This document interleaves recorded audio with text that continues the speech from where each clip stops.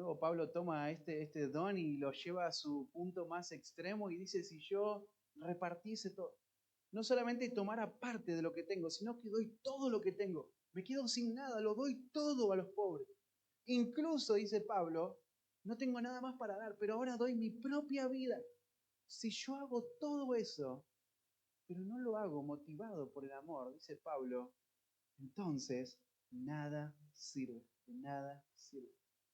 Así que el énfasis de Pablo es la forma en la que los dones deben ser usados es este camino.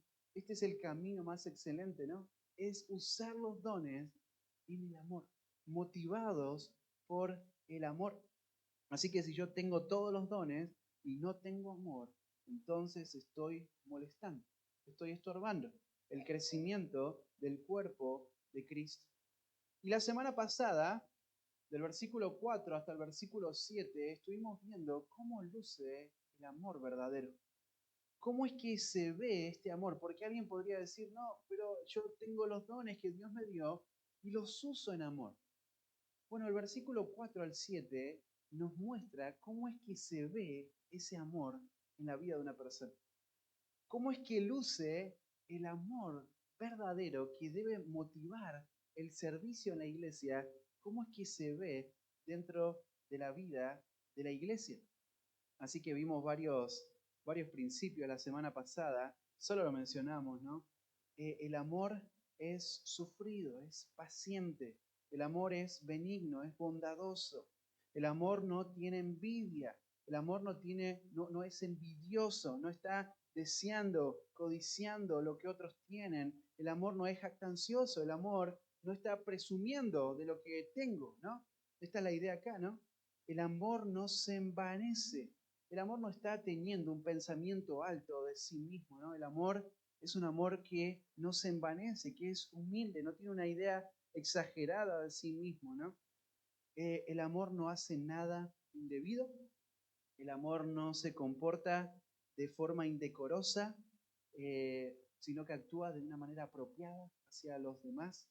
El amor no busca lo suyo, dice Pablo, y esto es, no tiene un deseo profundo de procurar algo, no se esfuerza por él mismo, sino que lo contrario, ¿no? No es un amor egoísta.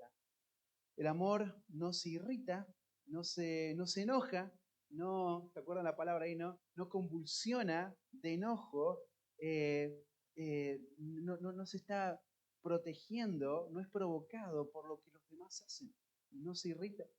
El amor no guarda rencor. Y se acuerdan ustedes de esa palabrita, ¿no? De no toma en cuenta, no anota, ¿viste? Como la cuentita, el mal que recibió y espera la oportunidad para vengarse de eso, ¿no? El amor no guarda rencor, sino que perdona. El amor no se goza de la injusticia, no se alegra, no se satisface en la injusticia, en todo lo que no agrada a Dios. No hay deleite en eso, ¿no? Ni en lo que yo hago, ni en lo que otros hacen.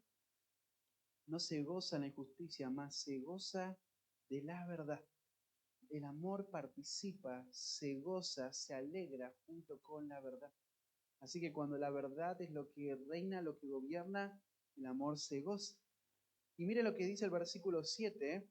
Dice el versículo 7, también lo vimos la semana pasada, todo lo sufre, todo lo cree, todo lo espera, todo lo soporta.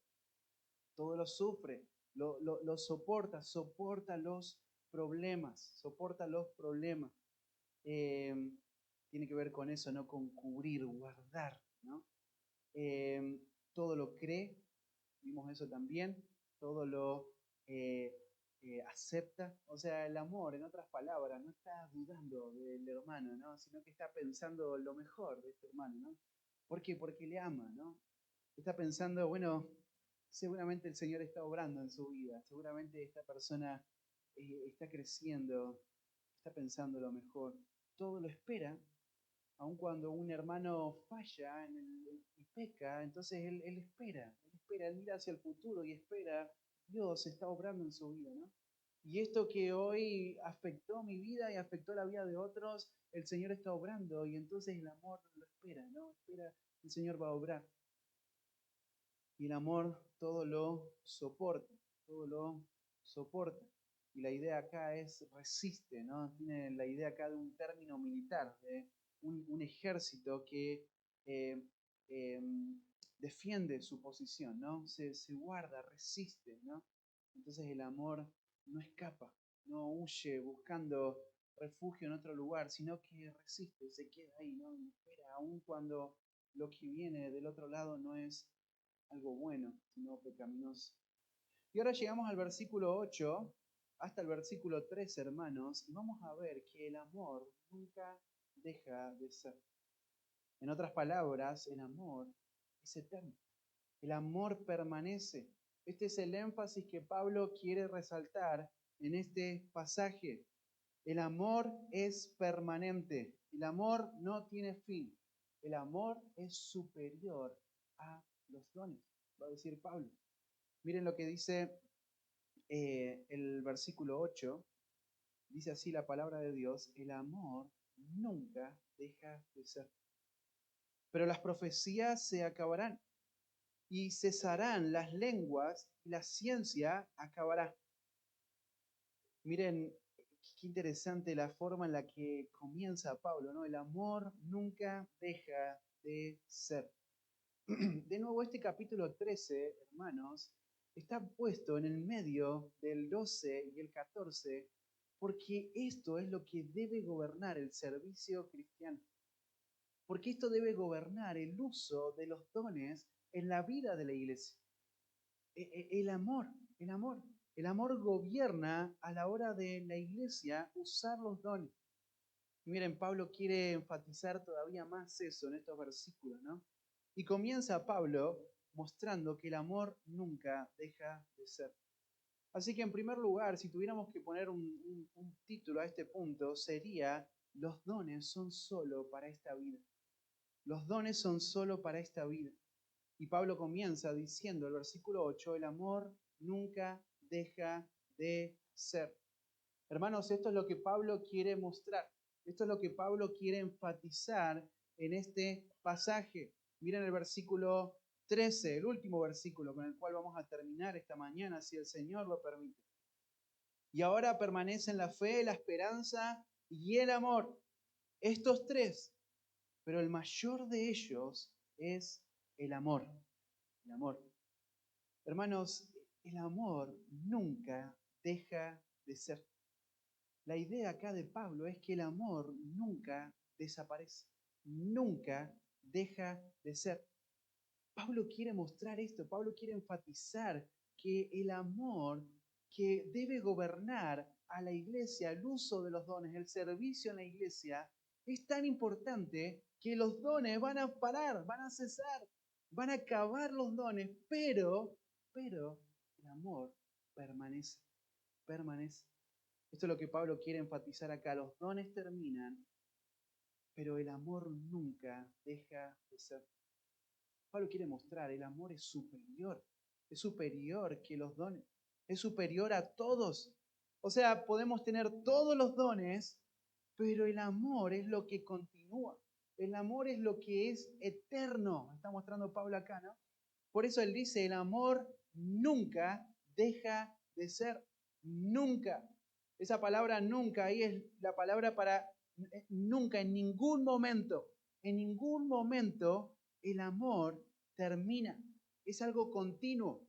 Es algo permanente. ¿Me escucho mal yo? Todo me escucha mal. El amor es algo continuo, es algo permanente. Y Pablo quiere mostrar la permanencia del amor. Y para mostrar Pablo la permanencia del amor, para mostrar Pablo la superioridad del amor, para mostrar Pablo que el amor es permanente, es eterno, él lo va a contrastar con algo que es temporal. ¿Y qué es lo que es temporal? ¿Qué es lo que es de esta vida? Bueno, los dones. Los dones. Eso es lo que Pablo va a señalar, ¿no? El amor nunca deja de ser, pero las profecías, dice, se acabarán. Y cesarán las lenguas y la ciencia acabará. Miren, estos tres dones, de alguna manera, estos tres dones son los que estaban trayendo mucho conflicto en la vida de la iglesia en Corinto, ¿no? ¿Por qué pensamos eso? Bueno, porque hoy siguen trayendo conflicto, pero también porque Pablo los menciona varias veces, ¿no? Los menciona en el capítulo 12, los menciona acá en el capítulo 13 varias veces, y en el capítulo 14 va a pasar a explicar en cuanto a estos dones, ¿no? ¿Por qué tanto énfasis? Bueno, probablemente estos tres dones son los que estaban trayendo conflicto en la iglesia de Corinto. Probablemente estos tres dones eran los que eran más atractivos para una iglesia inmadura, ¿no? Para una iglesia que estaba menospreciando dones y entonces exaltaban estos dones. Aquellos que tenían el don de las profecías, de las lenguas, de la ciencia. Así que Pablo va a tomar estos tres dones que estaban causando conflicto probablemente en la iglesia de Corintio. Estos son los dones que estaban peleando estos hermanos. Y Pablo va a mostrar estos dones son temporales. Estos dones son temporales. Estos dones no son eternos. Entonces, estamos peleando, dice Pablo, en la mente de Pablo, cuando él corrige, estamos peleando por cosas que son temporales y estamos poniendo a un lado lo que es eterno, que es el amor. Estamos peleando, exaltando, poniendo en alta estima ciertas cosas que son temporales, que son solo de esta vida, y estamos poniendo a un lado esto que es eterno, esto que debe gobernar la iglesia y que va a permanecer incluso en la eternidad. Por eso Pablo en el capítulo 14 va a hablar más acerca de estos dones, ¿no? Porque esto es un problema en la iglesia de Corinto. Esto era un problema en la iglesia de los Corintios. Pero mira cómo comienza Pablo mostrando las profecías se acabarán. Las profecías se acabarán. Bueno, la profecía era un don que estaba vigente en su forma completa en el inicio de la iglesia, ¿no? Dios tenía a personas en la iglesia, creyentes, a quien Él revelaba su verdad. Y entonces lo que ellos hacían, estas personas que tenían estos dones, recibían la verdad que Dios les revelaba y la comunican a la iglesia. Esa revelación que ellos recibieron, ahora la comunican a la iglesia. Dios había regalado a la iglesia primitiva y a toda la primera etapa de la iglesia hasta el fin del canon, Dios había regalado a la iglesia profetas para que ellos puedan revelar su palabra, para que ellos puedan comunicar al pueblo de Dios, a la iglesia de Dios, su palabra, porque esta es la forma en la que Dios edifica su iglesia. Esta es la forma en la que Él va edificando a su iglesia, trayendo a los que se convierten y afirmando a los que ya están en Cristo. Es por medio de la revelación, por medio de la palabra de Dios. Por eso es que la profecía era un don, era un regalo de Dios para la vida de la iglesia. Dios había regalado a estas personas este regalo para que ellos puedan recibir la palabra y puedan revelarlo. Así que la profecía fue algo necesario en el comienzo de la iglesia. La profecía era algo indispensable. Y nosotros vemos ahí en Efesios capítulo 2, podemos ir ahí en nuestras Biblias, versículo 19.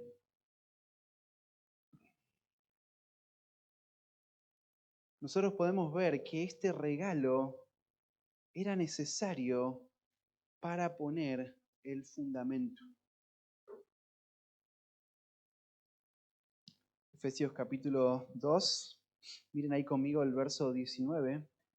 Así que ya no sois extranjeros ni advenedizos, sino conciudadanos de los santos y miembros de la familia de Dios, edificado sobre el fundamento de los apóstoles y profetas, siendo la principal piedra del ángulo Jesucristo mismo, en quien todo el edificio, bien coordinado, va creciendo para ser un templo santo en el Señor, en quien vosotros también sois juntamente edificados para morada de Dios en el Espíritu. Miren qué interesante este pasaje. Nos da varios principios, varias cosas preciosas que dan para hablar un rato, pero quiero solo mostrar esto como una referencia para mostrar este versículo 20 dice, edificados sobre el fundamento de los apóstoles y profetas, siendo la principal piedra del ángulo Jesucristo mismo. Bueno, este es un versículo clave, ¿no? Para entender cómo funciona esto que el Señor había traído en el inicio de la iglesia. Cómo funciona esto que el Señor había traído en la primera etapa de la iglesia para poner el fundamento. Cristo es la piedra, dice ahí el versículo, y Pablo dice, ahora debemos edificar sobre el fundamento de los apóstoles y los profetas. Los apóstoles y los profetas. O sea, Dios dio esto a la iglesia en un periodo inicial de la iglesia para que estas personas puedan recibir la revelación de Dios y dar la revelación de Dios a la iglesia hasta que el canon sea completo. Miren el capítulo 3, versículo, vamos a leer el versículo 5 solamente. El 4 dice, leyendo los cuales no puedo entender cuál sea mi conocimiento en el misterio de Cristo. Misterio que en otras generaciones no se dio a conocer a los hijos de los hombres, como ahora es revelado a sus santos apóstoles y profetas por el Espíritu. ¿Y cuál es ese misterio? Bueno, el versículo 6, que los gentiles son coherederos y miembros del cuerpo, del mismo cuerpo, y copartícipe de las promesas de Cristo Jesús por medio del Evangelio. Y dice Pablo, del cual yo fui hecho ministro por el don de la gracia de Dios que me ha sido dada según la operación de su poder. Bueno, claro el pasaje, ¿no? No hay que agregarle nada. Miren qué interesante porque Pablo dice, bueno, los apóstoles y los profetas son este regalo que Dios ha dado a la iglesia en su etapa inicial para poner el fundamento, para traer, para aclarar esto que estaba oculto, este misterio oculto, aclararlo. ¿Y cuál es ese misterio? Bueno, es Cristo, es Cristo, es la obra de Cristo, es la revelación de Dios. La revelación de Dios a la iglesia hasta que el canon se complete. Por eso nosotros hoy pensamos y creemos, por lo que dicen pasajes como esto, que este ministerio de los apóstoles y profetas hoy no está vigente, porque el fundamento ya fue puesto. Y hoy la iglesia, como ya tiene el fundamento que ha sido colocado, ahora la iglesia se para sobre ese fundamento y crece, se edifica por medio de la verdad. Así que no necesitamos que entre un profeta o un apóstol por esta puerta y nos enseñe. ¿Por qué? Porque tenemos las escrituras. Porque podemos abrir las escrituras y podemos entender la revelación de Dios. Y encima de eso tenemos el Espíritu Santo de Dios que nos ilumina, nos permite poder entender y comprender la verdad de Dios. Así que Pablo dice, pero las profecías se acabarán. Miren esa palabra ahí, acabarán. Esa palabra es, hace que llegue a su fin. Esa es la idea, ¿no? Llegará a su fin. Y es interesante porque este verbo está en voz pasiva y lo que significa es que alguien externo a las personas que tenían ese regalo, alguien ajeno a ellos en el futuro va a hacer que las profecías lleguen a su fin, que ya no operen más, que ya no tengan ninguna relevancia dentro de la vida de la iglesia. ¿Y cuándo es ese fin? Bueno, cuando el fundamento esté puesto, ¿no? Cuando la iglesia, y ahora vamos a ver, porque va a hablar ahora acerca de lo perfecto, cuando la iglesia llegue a la madurez, cuando la iglesia ya no necesite a la madurez en el buen sentido. Ahora lo vamos a explicar, no nos vamos a meter ahora en eso. Pero cuando el canon se complete, entonces ya esos dones se vuelven irrelevantes para la vida de la iglesia. Ya esos regalos, esos oficios que Dios ha dado a la vida de la iglesia ya se vuelven irrelevantes. Entonces Pablo, recuerden, el tema de Pablo no es hablar en cuanto a los dones. Sí, es hablar en cuanto a los dones, sí, me corrijo, pero en el capítulo 13 el tema de Pablo no es aclarar cuáles son estos dones, qué es lo que hacían, cuál función tenían, quién tiene estos dones. El tema de Pablo no es el tema de Pablo es contrastar lo que es permanente, lo que es eterno con lo temporal. Así que Pablo dice, el amor nunca deja de ser, pero las profecías se van a acabar. Dios va a hacer que esto termine cuando ya no sea necesario, cuando sea irrelevante para la vida de la iglesia. Las profecías, ¿no? Como la función en la iglesia. Miren, sigue Pablo ahí y dice, y cesarán las lenguas. Y cesarán las lenguas. Ahí hay algo importante para entender acá. Pablo utiliza otra palabra acá diferente a la que utilizó para las profecías y para la ciencia. Él dice que la profecía y la ciencia se va a acabar. O sea, alguien va a hacer que esto termine, ¿sí? Dios va a terminar con eso. Pero las lenguas, ahora empieza a hablar acerca del don de lenguas, ¿no? Y nosotros sabemos que está también la interpretación de lenguas, ¿no? ¿Por qué? Bueno, porque el don de lengua es el regalo de Dios por medio del cual una persona podía pararse y empezar a hablar en otro idioma sin haber tomado un curso antes, ¿no? Sin haber ido ¿cómo se llaman esos cursos? Bueno, no vamos a promocionar, ¿no? Pero sin ir a Open English, dijo ahí, ¿no? No tomó un curso, ¿sí? No fue a una academia, no fue a un instituto y entendió o estudió, perdón, las lenguas, sino que de repente Dios le regala, le da ese don a una persona y empieza a comunicarse. Fíjate qué asombroso esto, ¿no? ¿Cuánto hay que estudiar para aprender un idioma? En un momento esta persona empieza a comunicarse en el mismo idioma que el receptor del mensaje hablaba y entendía. Entonces imagínate, en el inicio de la iglesia, ahí en Jerusalén, muchas personas vienen a Jerusalén y vienen de diferentes lugares. Y la iglesia empieza a predicar el Evangelio en el mismo idioma que estas personas podían entender. Esto es algo asombroso. Esto es algo maravilloso. Este es el don de lengua. De nuevo, hermanos, el don de lengua no son balbuceos, ¿no? Como se entiende históricamente en la historia de la iglesia, muchas personas, muchas iglesias piensan que el don de lengua es como una especie así de balbuceo, ¿no? Y empiezan a hablar y a improvisar, y si no actúas de esa forma, si no hablas de esa forma, si no entendés lo que está pasando, entonces no tenés el Espíritu Santo. Hermanos, las lenguas como el don no son balbuceo, sino que es idiomas reales, que gente podía entender, gente podía escuchar el mensaje del Evangelio.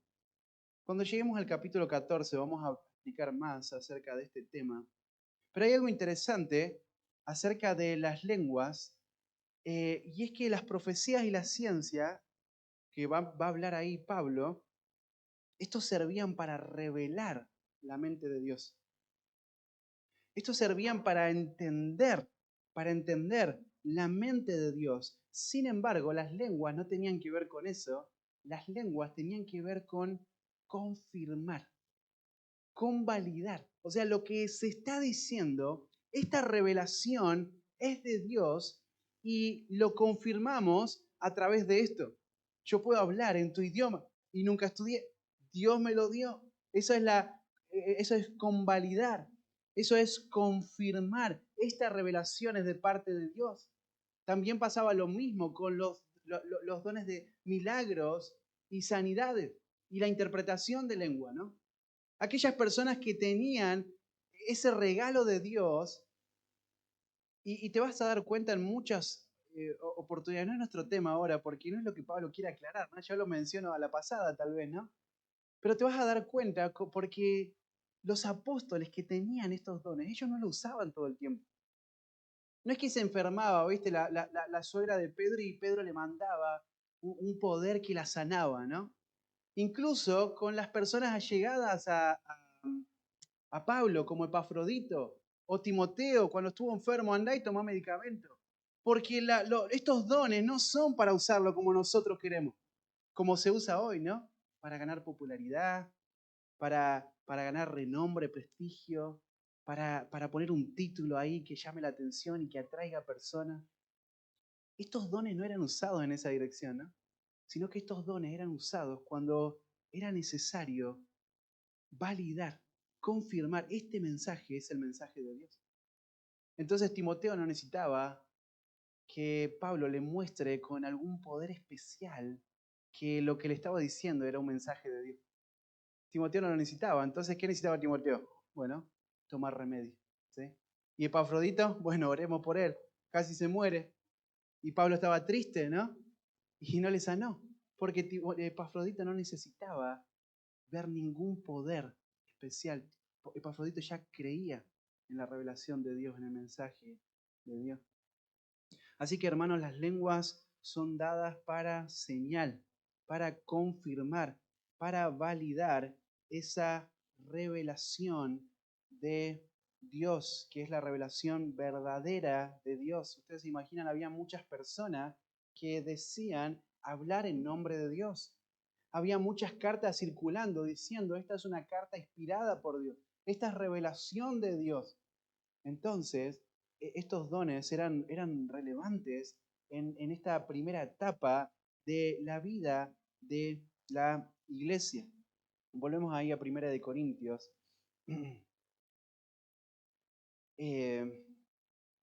Miren ahí en el versículo...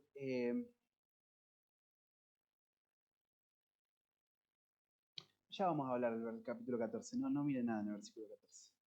Capítulo 14. Vengan los próximos domingos y vamos a ver más en cuanto a esto. Porque si ya les digo, no van a querer venir. Igual van a venir, ¿no?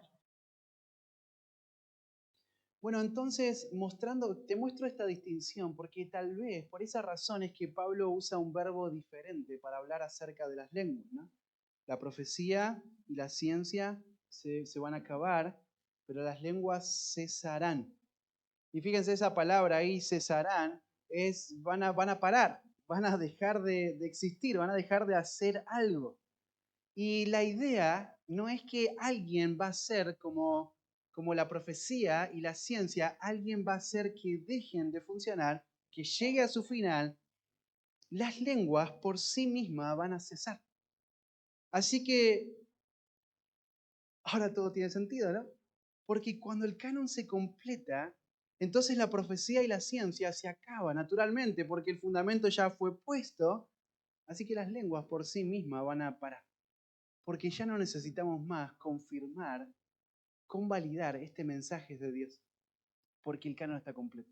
Hay que ir a la Escritura, hay que estudiar la Escritura.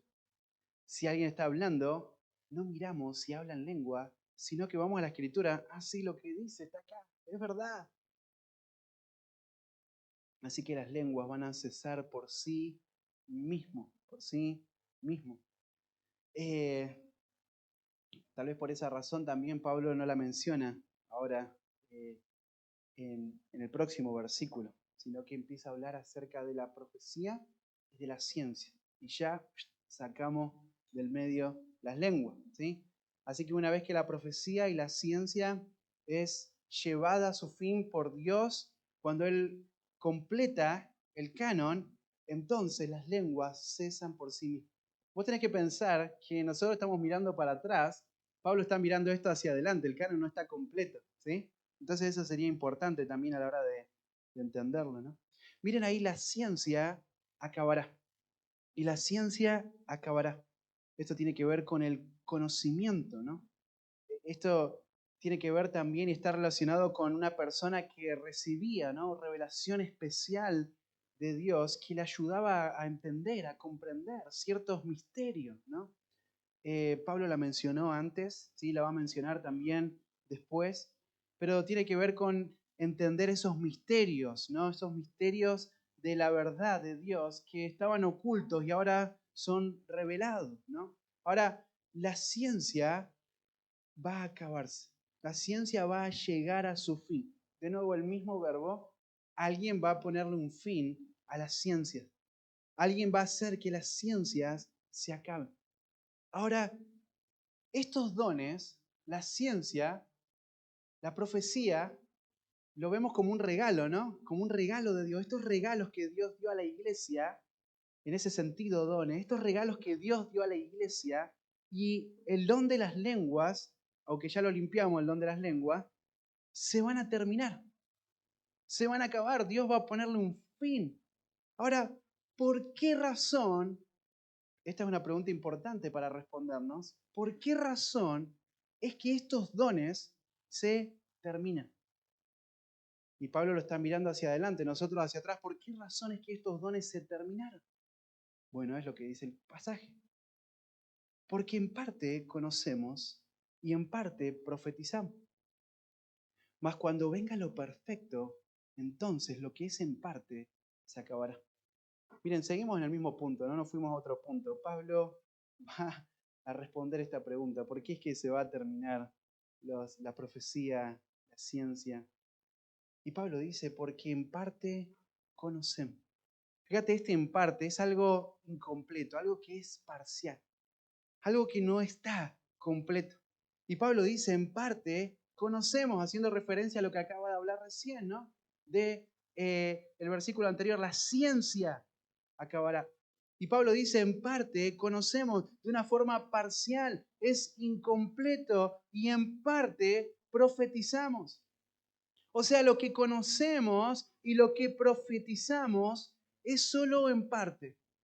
Es algo parcial, no es algo completo, no se puede comparar con lo que está por venir. Imagínate, Pablo está mirando hacia adelante, ¿no?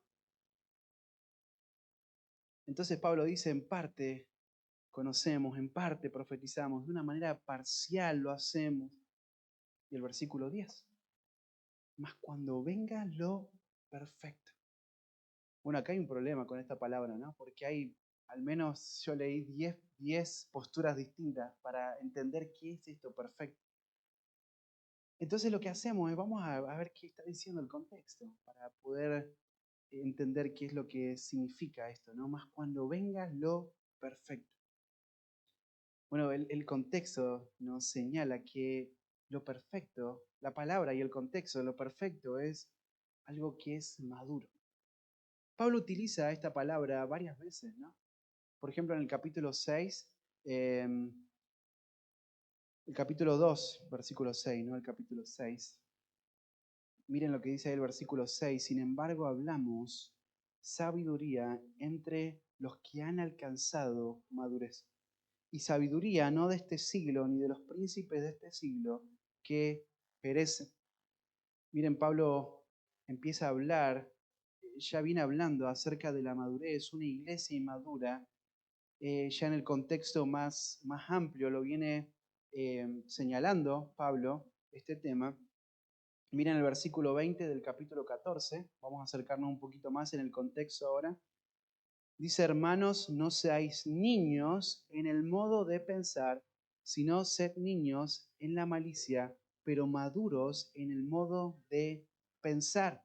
Fíjate ahí la misma palabra, maduro, perfecto, maduro. Pablo utiliza este término y también Pablo lo contrasta con niños que son inmaduros. Un niño es inmaduro, pero cuando va creciendo, va entendiendo, va madurando, va creciendo, va desarrollando en su mente nuevos conocimientos, ¿no? Que cuando era un niño no entendía. Así que fíjate, lo mismo sucede en este pasaje. Pablo habla acerca de perfecto y va a hablar ahora en el versículo 11 acerca de los niños. Como un niño, como Pablo pensaba cuando era niño, totalmente distinto a la forma en la que piensa cuando es un hombre ya maduro. Así que Pablo usa este término y lo usa en otros pasajes de la Escritura, como Filipenses 3, versículo 15, o en Efesios capítulo 4, cuando habla acerca de los dones y de la iglesia en unidad, cómo va creciendo y va madurando, deja de ser un niño y pasa a la madurez. Perfecto. Entonces, perfecto es madurez, probablemente. Si alguien tiene una posición distinta, está bien. Porque lo que señala acá es que, miren el versículo 11,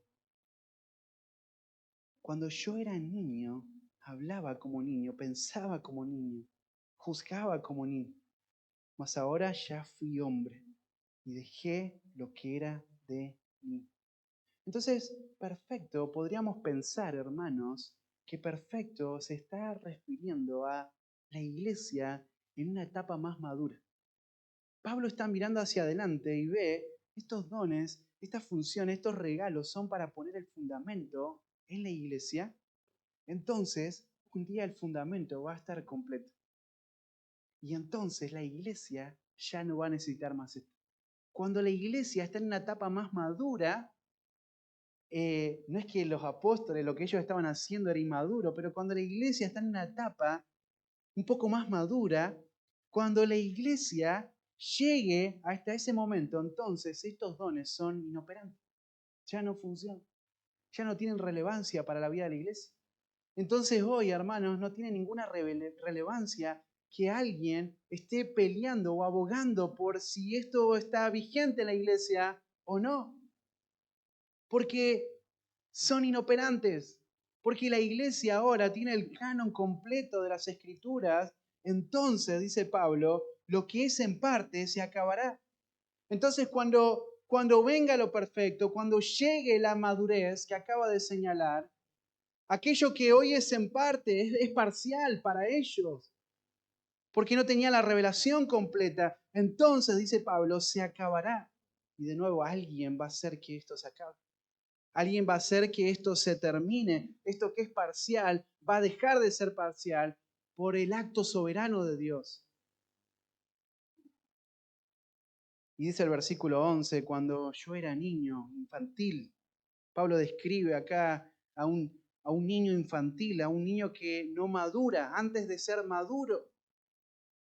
Entonces Pablo, está tal vez haciendo referencia a la iglesia, él dice, cuando la iglesia era una iglesia infantil, como un niño, yo era un niño y hablaba como un niño, pensaba como un niño, juzgaba como un niño, mas cuando ya fui hombre, dejé lo que era de niño.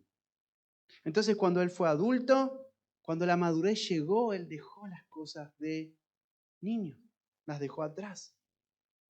Hermanos, los dones que Pablo acaba de mencionar, estos regalos que Dios dio a la iglesia, son temporales, porque la iglesia estaba en una etapa inmadura, en una etapa reciente, creciendo, estableciendo el fundamento. Así que la profecía y la ciencia se acaban cuando la iglesia madura. ¿Y cuándo la iglesia madura? En este sentido, de nuevo, no estamos diciendo que era inmaduro, pero cuando la iglesia madura, cuando tiene el canon completo. Así que los dones son temporales. Hermanos, los dones son temporales, los dones son solo de esta vida, pero la iglesia continúa siendo edificada en amor, en amor. Porque el amor es continuo, el amor permanece. Ese es el tema de Pablo. Todo lo que él dice es para contrastar esto, ¿no? Los dones son solo de esta vida, son temporales. Los dones se van a acabar. Pero el amor nunca deja de ser. Miren el versículo 12 para cerrar esta idea. Ahora vemos por espejo oscuramente, mas entonces veremos cara a cara. Ahora conozco en parte, pero entonces conoceré cómo fui conocido. Mira, Pablo empieza a hablar ahí en el versículo 12 de un espejo, ¿no? Un metal que era pulido. Hoy no era el espejo que hoy tenemos, ¿no? Que nos vemos y se ve bastante fiel a lo que realmente somos, ¿no? Aunque después vos vas y una persona ve algo que vos no viste, ¿no? Porque no vemos todo en el espejo, ¿no? Qué difícil es cuando te cortás el pelo solo. Acá atrás esta parte es complicada. en el espejo, ¿no? Ahora, un metal pulido, eso es lo que era un espejo en ese tiempo. ¿Sí? Pensalo en ese contexto, ¿no? Un metal pulido que lo que hacía, la función que tenía, era tratar de mostrar una imagen. Pero la imagen no era una imagen perfecta, era una imagen imperfecta. Era una imagen distorsionada, era una imagen parcial. Esta imagen es una imagen en parte, por eso dice Pablo, ahora vemos, por ejemplo, por espejo, oscuramente, está viendo un reflejo, una figura que representa lo verdadero, pero no es exacta. Mas entonces veremos cara a cara. Entonces Pablo continúa con este argumento de las cosas que son de niños tienen que ser dejadas, ¿no? Va a ir madurando. Ya no va a estar más a través de un intermediario, de una manera parcial, inferior, sino que va a poder ver de forma completa, cara a cara. Y mire lo que dice, la forma en la que termina el versículo. Ahora conozco en parte, pero entonces conoceré cómo fui conocido. De nuevo, conocer en parte, lo mismo que hablábamos recién, ¿no? Ver por un espejo el reflejo, una imagen distorsionada, parcial. Ahora, en la edad temprana, en una edad inmadura de niñez, el conocimiento es imparcial. Es parcial, perdón. Es limitado. Es en parte. Es insuficiente. Pero cuando venga lo perfecto, pero cuando venga lo maduro, entonces, dice Pablo, conoceré. Conoceré. Y ahí tiene que ver con reconocer de una manera completa, de una manera exacta. ¿Por qué? Porque la iglesia alcanza la madurez. Porque la iglesia deja ahora las cosas parciales, porque ahora puede ver la revelación completa de Dios.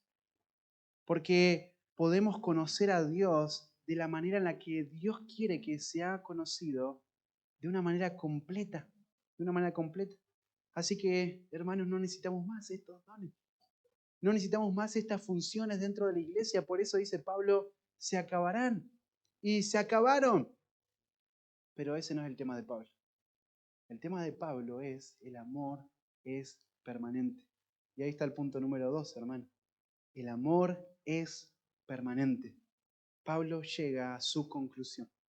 Versículo 13. Y ahora permanecen la fe, la esperanza y el amor. Estos tres. Pero el mayor de ellos es el amor. Miren, Pablo menciona los dones, se termina. Los dones son temporales, pero el amor es continuo. Y miren, dice, y ahora permanecen la fe, la esperanza y el amor. Fíjate, la fe está hablando, haciendo referencia a la fe salvífica, a la fe salvadora, a la confianza en Cristo. Y hermanos, la confianza en Cristo, Pablo la pone como algo que no es permanente como los dones. Recuerden, él está contrastando esto para hablar del amor.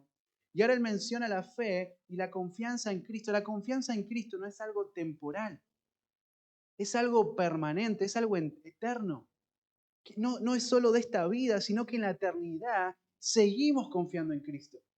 Seguimos confiando en Cristo. Es eterno, es permanente. Y menciona la esperanza. La esperanza, la certeza, la confianza en la verdad de Dios, de que Él va a regresar, de que Él va a cumplir sus promesas. Entonces esperamos en Dios, esperamos en sus promesas, esperamos en su palabra, y eso no termina incluso cuando Jesucristo regrese.